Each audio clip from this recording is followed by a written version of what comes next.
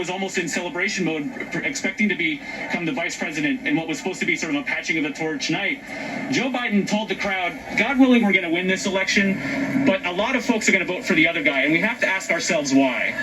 Why is it? Why did we lose this connection with the type of working class voters that Joe Biden has always considered his base? And so when Donald Trump lost, Joe Biden felt that the moment was coming to him, that when Donald Trump became president, Joe Biden felt the moment was coming to him, that a lot of Democrats doubted whether he was the right candidate. He and his campaign had unshakable confidence that he could speak in a way that Twitter and many in the progressive base didn't appreciate to the very voters that have now put him in the Oval Office, that blue wall that he helped rebuild, the suburban communities as well. And that's now the triumph of the Biden campaign.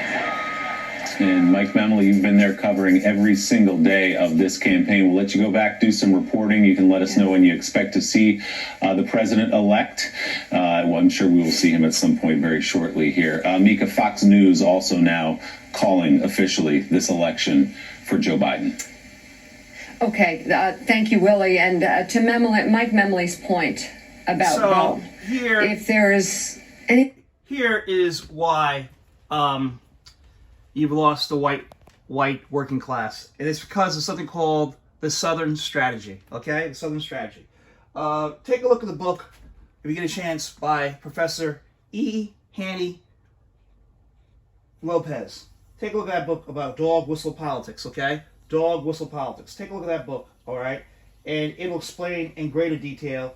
Also, please listen to Dr. King's speech from March 25th, 1965, his Selma to Alabama speech, all right? And he'll mention how in the 19th century, blacks and whites voted together, and then they stopped that, okay? Right? Slavery, they stopped it, right? If you're a poor white and there's a poor black here, you're both poor, right? And you're voting the same way. And then they said, no, we're going to bring in Jim Crow and divide people, all right? Yeah, you're poor and you're poor and you're white, but guess what? You're not black, okay? And that's how they brought in divide and conquer. And then in the 60s, it's the Southern Strategy. So look that up. Also, let me finish reading from my own videotape right here. Let me finish this. Let me finish this. I was reading earlier from the other video, right? And it says this.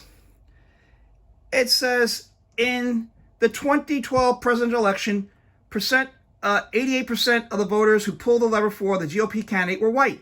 That means that whites made up roughly 9 out of every 10 persons who threw in with Mitt Romney. And that's just the facts, okay? Deal with facts, all right? That's why the Democrats keep on losing the white working class. You have to deal with racism, eliminate racism, and let people know that there's one race, a human race, we're all one. We need to vote our own self-interests, which are both people of color and non-people of color, all the humans. Even more startling among state-level elected Republican officials nationwide, 98% are white, notwithstanding some prominent minority faces pushed to the fore to suggest otherwise. This is a party of white persons. Yet, this open secret receives surprisingly little attention. I said earlier, Trump didn't invent racism, okay? They've been using this stuff for a long time, all right? From conservatives, there's occasional mea culpa, but much more typically, there's a firm insistence that the GOP does not notice race, followed by the outrage retort that any suggestion otherwise is not only unfounded, but a contemptible playing of the race card. From the Democratic Party, there is a resounding silence, and that's why the Democrats have lost, all right? The white working class. Even from liberal commentators, there's only murmured objections. A few point out GOP demographics, but beyond nothing, the striking number of the challenges this poses for assembling majorities in an increasingly diverse society, they have little to say about how and why Republicans became a white party. Okay, here's the bottom line, all right? You have to bring the poor white working class together along with the black and Latino and everybody else. And that's happening with the Poor People's Campaign, all right, with Reverend Dr. William Barber, okay? That's happening a whole lot with him, okay? And here's the name of the book I want you to go ahead and read, okay? I'll show you a picture of it.